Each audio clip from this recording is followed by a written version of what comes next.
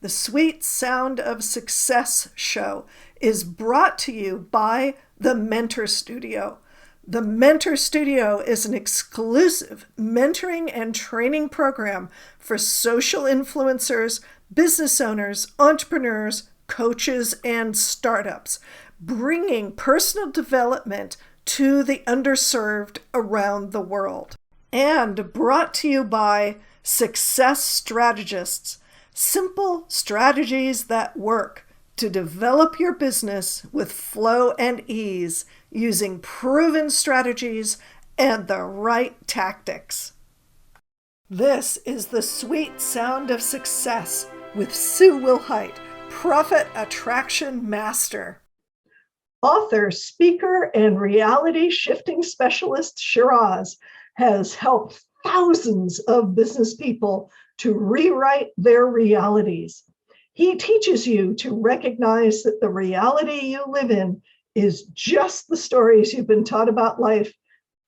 And he shows you how to change those stories, resulting in business breakthroughs and higher income.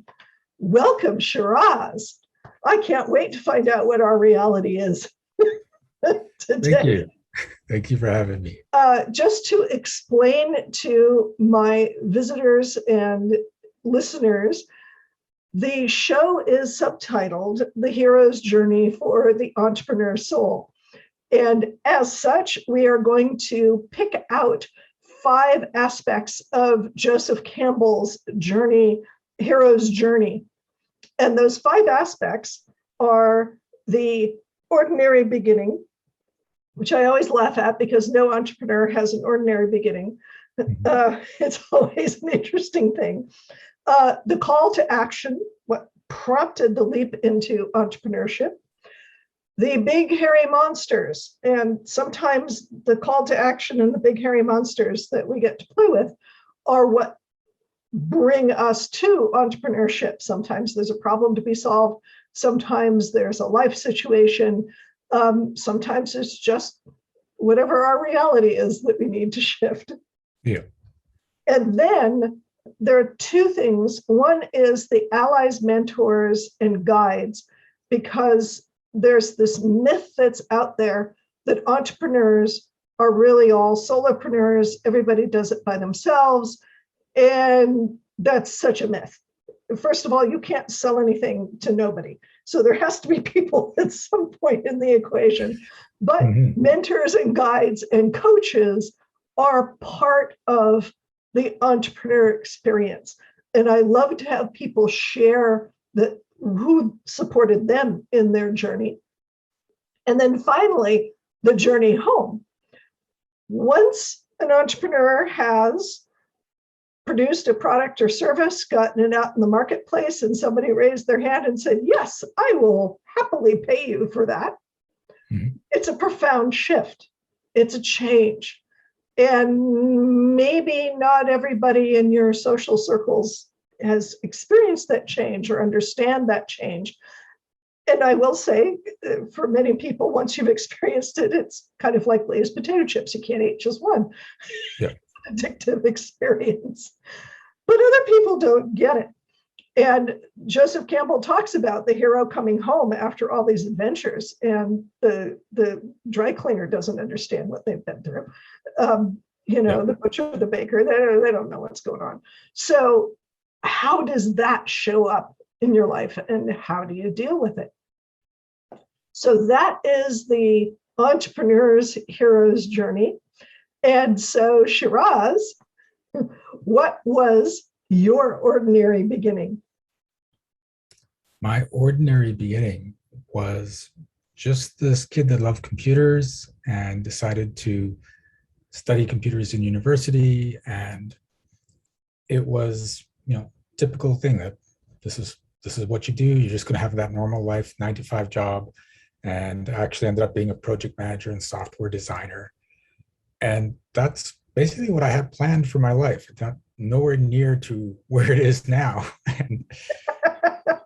and then things just started to change. So right. It was quite the twists and turns that came along for me. Yeah. So what was, maybe there were multiple calls to action that crescendoed? It was, I think one of the first thing was ignoring the call to action. Mm-hmm. So for me, I guess you can call it the first big hairy beast came along before even the call to action was that I got arthritis at the age of 22. Oh, yep. Yeah. And not just like in my back or my hip, it was every joint in my body, including my jaws, right? Like Ow. I got iritis. So I started losing my vision. Like I was just horrible. Wow. Yeah. And so I had to drop out of school for a while there. And I spent a lot of time in bed, just in pain, my body slowly deteriorating. And I really thought, well, this is just going to be my life moving forward. This is all it is. And eventually I got out of that first stage and said, no, even if you have arthritis, you got to have a life. You can't just lie here. So I finished my courses. I got into work, and I would go to work every day in pain, trying to hide how much pain I was in. And yeah, it was really annoying when someone was like coming in and it's like, oh, I was playing tennis this weekend and now my back's really hurting. And I'm like, yeah, I Yeah, feel so bad for you. right. See the tears? Yeah. Ow. Ow, Yeah. ow, ow. Yeah. And so it was just how I lived, and I did the best I could. My career was really going well, and most people didn't realize how much pain I was in. But as my body continued to deform, it became obvious because I was having problems walking. Even though now I've got to a point where I'm healing, there's still a lot of healing to go because it's things like that's the mobility in my wrist. Oh, wow. Yeah, it Wow. used to be completely solid. Now it's starting to open up, right? Wow. And so this is the kind of thing I went through, and I went through it for almost 20 years. And finally, I'd had enough, and I was talking to my dad, and I said, "Listen, do you know of anything that can be done?" And I said, "Because diet doesn't work, medicine doesn't work, supplements don't work, and sometimes they work for a little while, but then it just goes away." And he said, "Well, there's this thing called combined therapy that's being offered over in India, and they've had success with multiple illnesses." And that sort of caught my attention because it's usually, oh, there's a cancer center you can go to, there's an arthritis center you can go to, there's a diabetes center you can go to. This is like, no, it's everything. Huh? How? Like, what does it mean? Oh, So I said, okay, I'll go over there. And I went over there, and that's where I met my first teacher.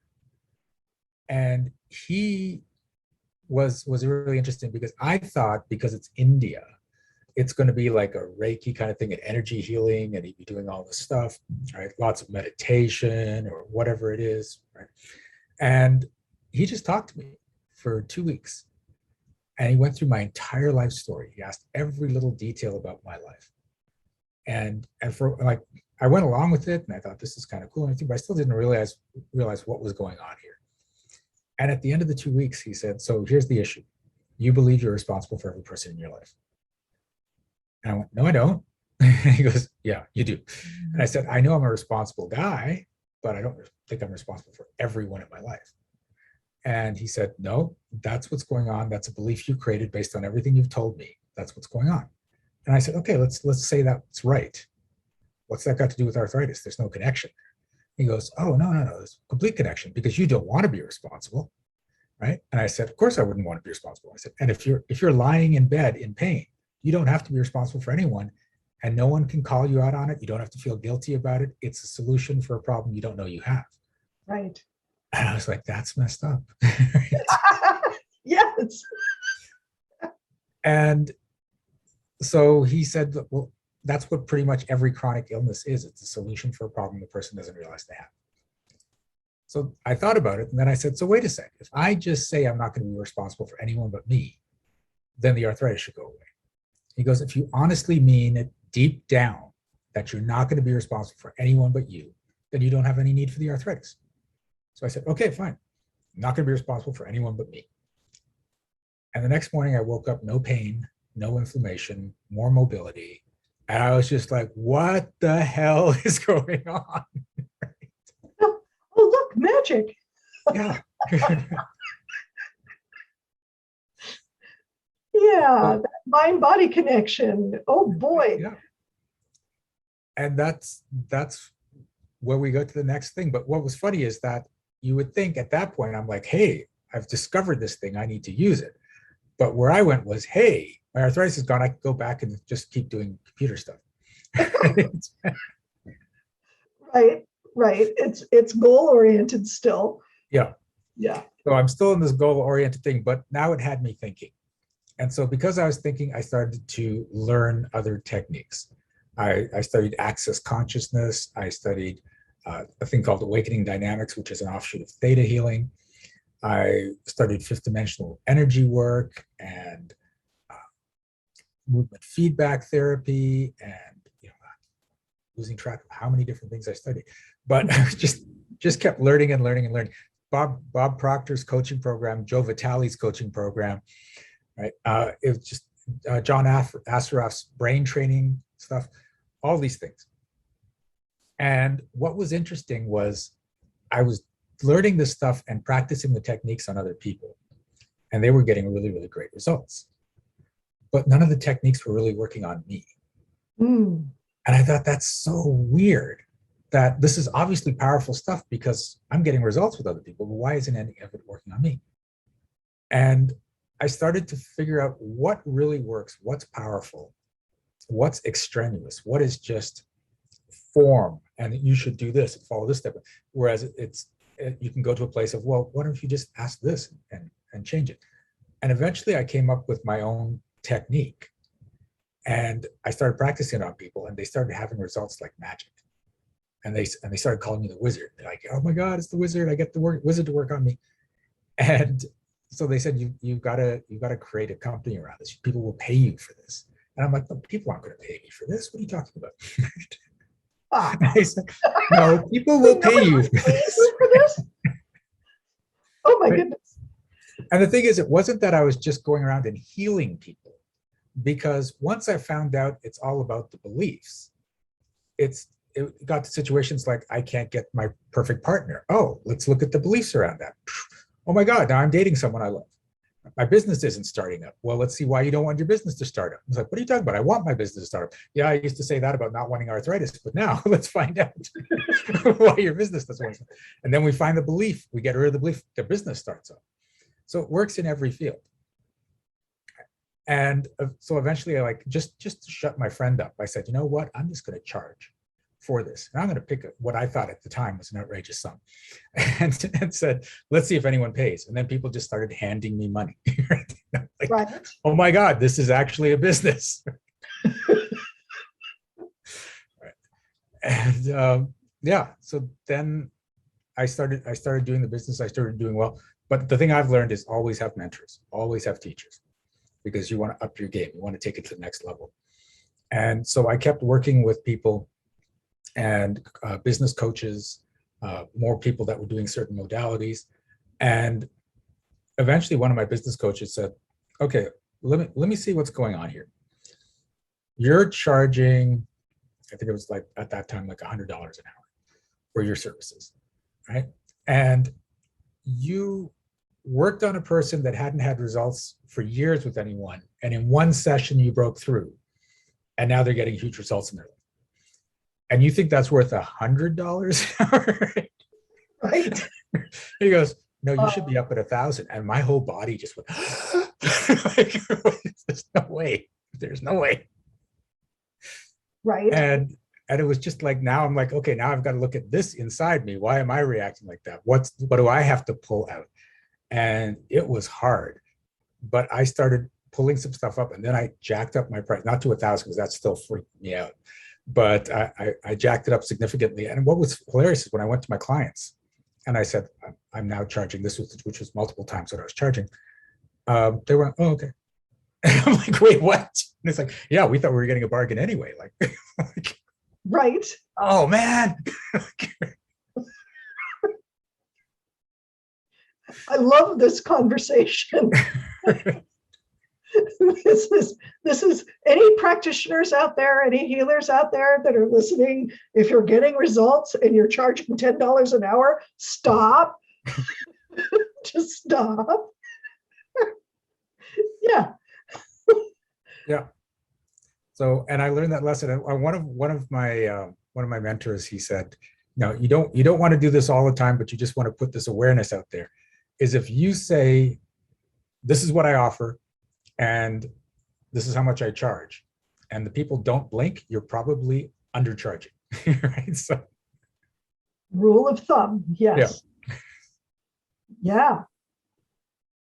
And the other thing I've discovered too is charging more is not only beneficial for you, it's beneficial for your clients, because this shouldn't be the way it works. But the mentality for most people is, if I'm paying $50, I'm going to get $50 worth of change. If I'm paying $5,000, I'm going to get $5,000 worth of change. And they don't realize they're part of the equation creating the change. Exactly. So you actually do them a disservice when you charge cheap. Yes. Yeah. Exactly. Exactly. That's the way the equation works. If you're getting results, and this is the kicker, if you're getting results that work, then charge for it. Yep. Because everybody wins. This is true. Yeah. And so now, I'm doing my practice, and people don't even question it. Some people will come in and say, I can't afford that, but it's not that it's not worth it. It's just that they can't afford that, and that's fine, because that's just the space they're in. But but I don't like just price myself out of most people's things, because I have free offers each month and stuff to help people at different ranges. But my premium programs, no one blinks, right? And that's where I feel coaches should be. You're comfortable, you know your value, and when you know your value, everyone else is going to see your value. And you say, this is how much I charge. I'm like, okay, that's what you charge. Exactly. That's a brilliant waypoint on the journey of the entrepreneur, is when you recognize that exact thing. Yeah. Right. It changes things, and it puts you up at a whole new level. At that point, you become the Jedi Master. And now what's interesting is, as I continue journey after journey, and the big hairy beast comes up, I never look at it as that's an external thing. If something starts to happen, I'm like, okay, what's going on inside me? Because I know that's where the big hairy beast actually resides. Yes. And when I find out what I need to clear, everything changes again. And I just watch reality shift over and over and over. And it's wonderful. Yes. It's that old, I don't even know what to call it. It's not really a proverb, but that saying that when you point a finger, there's one finger pointing out and there's several fingers pointing back at you. It tells you what percentage it is that's going on there. Yeah. So those big hairy beasts, that's why I say the big hairy beasts that we get to play with, mm-hmm. because it's not that you have to conquer them so much. You're not slaying the beast. Mm-hmm. It's you're figuring out how you and the beast can coexist, and what needs to shift and change in order to make it work for both of you. Because as you said earlier, there was a part of you with the arthritis that was like, I'm responsible for everybody, and the part of you that's going, I'm not doing that. Yeah. Right? It was a self-protective mechanism. Yeah. And that's the thing, that's what pretty much everyone on the planet is doing. Like, some people have learned not to, but it's like, how do I stay safe? Yes. The whole thing, stay safe. But safety doesn't mean you're happy. It means you're safe. Right. Yeah. Right. And safety ultimately stifles any kind of creativity, any kind of progress, any kind of uplifting. Yes. In the world. Yeah, that safety thing, it's overrated. Yeah. There's no growth in safety. It's fairly straightforward. Yeah. And it's going to feel uncomfortable or awkward or scary, but it's when you go through that, right? And it's also having to deal with what you've been taught about being safe, because your parents are always like, stay safe, be careful. They're trying to put that in you, not realizing that it should be aware, Because Yes. when you're aware, you can avoid danger before it actually shows up. When you're safe, you're always in reaction to what's going on. Yes. And they've also taught you that failure is a bad thing when you didn't think failure was a bad thing when you were a child. Because when you're a child, you try all sorts of stuff and you'd screw up, but you wouldn't go, oh, okay, I'm a loser now. You'd be just like, oh, that didn't work. But now you're an adult and you're like, oh, now I'm a loser. I'm like, no, it just didn't work. Like, it's Just the didn't same work. thing. Maybe it produced a result that you didn't expect, but that could be kind of cool. Yep. I can think of some things that I did as a child where I went, oh, that wasn't the result I expected. Let's go there. Oh. Yeah. Yeah. One of my favorite books is a book called Fail Fast, Fail Often. Oh, yes. Yeah. And I remember they did interviews with generals, and they asked them, well, what's your success? Because these are really successful generals. And they said, as soon as you have the facts, make a decision and act. Because if it's a wrong decision, you'll find out faster. And especially in war, you want to know this as fast as possible if you've made the wrong decision. Yes. Yes, absolutely. Absolutely. And then when you find out that it's wrong, change it. Yeah, absolutely. That's the other The thing. key thing, though, there is as soon as you have the facts, because I know some people that just make decisions like you have no idea what you're doing. Right. So Yes.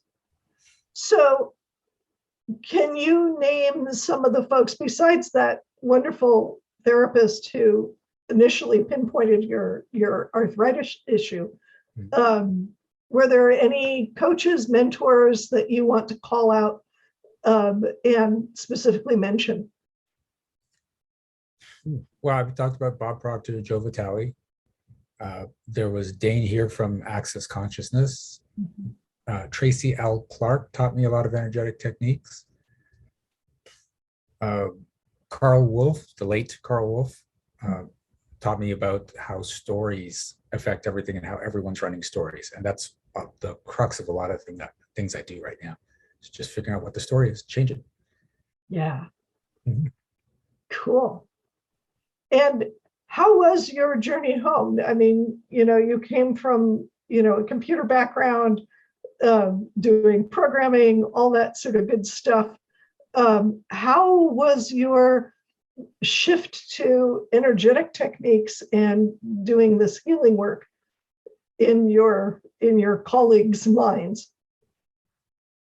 They weren't used to it at first, but now they've all sort of settled into it. And yeah, it's just the acceptance of it. And of course, I think I find this with a lot of people that are coaches or healers and stuff, that my family still doesn't look at me that way, right? Because they grew up with a completely different person, and they're like, Right. no, there's no way I'd ever work with you because I know who you are. Like, Right. right. And yeah, so like I'm like, I'm no longer 17 and goofy and immature. It's like, Right. so, but it's just amusing, like, and that's the only people that are just not quite there, but everyone else is just, wow, that's who he is, that's what he does. And a lot of them, there's a lot of my friends that will call me up and it's like, hi, I need a shift. Well, that's cool. Yeah. That's totally cool. Yeah, when you get known for what it is that you do, that's the best stuff. Shiraz, is there anything coming up for you in the next month or so? This episode is going to air in mid to end July of 2021. Is there anything that you've got going that you want to let our viewers know about? There's always something I've got going. The one thing that I would recommend is the last Monday. So I don't know if this is going to happen just before or just after the last Monday of July, but it happens every month.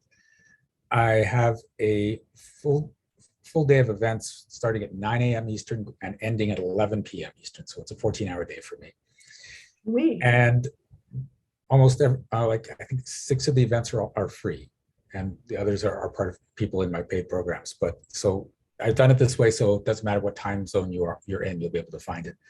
And I talk about what I do. I talk about the concepts so you can learn the concepts. And then I work directly on 2 people in each of the sessions. And you get to see people transform in 5 minutes each. Nice. Yeah. And that's what people love it. I've got people that come out every single month just to see what happens and see the changes. And the cool thing is even if I don't work on you, when I get to what we're shifting for that person, if you have the similar thing, it will shift for you. So it helps a lot of people at the same time. Yes. And really, folks, I want to say the spectator effect is real.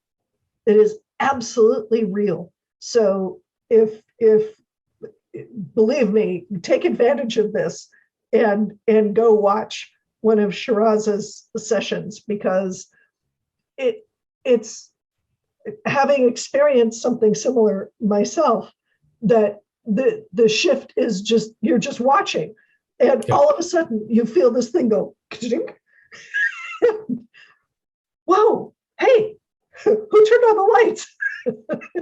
Kind of thing. So really, even if you don't get chosen, show up anyway, because it's going to be profound and it's going to be way cool. And it's amazing what can come up, because sometimes you don't realize what's going on is even related to what I'm talking about. And then the shift occurs. I had one woman come in and she didn't say a word. She just watched, and I worked on some other people and she said it was issues completely unrelated, or so she thought. And then I got an email from her the next day and she goes, I've had chronic pain in my left arm for 7 years and it's gone. It's just gone. Right? Yes. Perfect. Yeah. All right. Well, we will have the links here and the links in the show notes to this show. Now, Shiraz, I'm going to ask you a bonus question. Okay. What is the thing that you do for your clients that's your favorite thing to do? If you could do it every day, 7 days a week, 365 days a year, if your client showed up with this, you'd go, yes. No, I mean, because every time I work with them, there's shifts. And I love that. I think, you know what it is? It's when they finally get it. Because a lot of times I'm facilitating them and they come and they're like, I need this cleared, I need this cleared. But some of my clients eventually get it. And then they come in for a session and said, okay, you know what happened this week? This showed up and I shifted it myself. And I'm like, yes, you're getting it. Okay. Yes. Yeah. Isn't that the best feeling? Yeah. Perfect. I love that. And by the way, that is the number one answer. Okay. When I ask this question amongst all of my guests, no matter what it is they do, that light bulb moment is the thing that all of these entrepreneurs that I've interviewed just love. And now I that's feel so what predictable. us, right? It's great stuff. Well, thank you, Shiraz. This has been wonderful and just very inspiring. I love your story. I love that you're out there creating shifts in the world, getting people out of pain, allowing them to be their best selves. That's one of the highest callings there is. That is so wonderful. So thank you so much for being a guest on my show. Thanks for having me. It's been fun. And thank you to the viewers and listeners of The Sweet Sound of Success.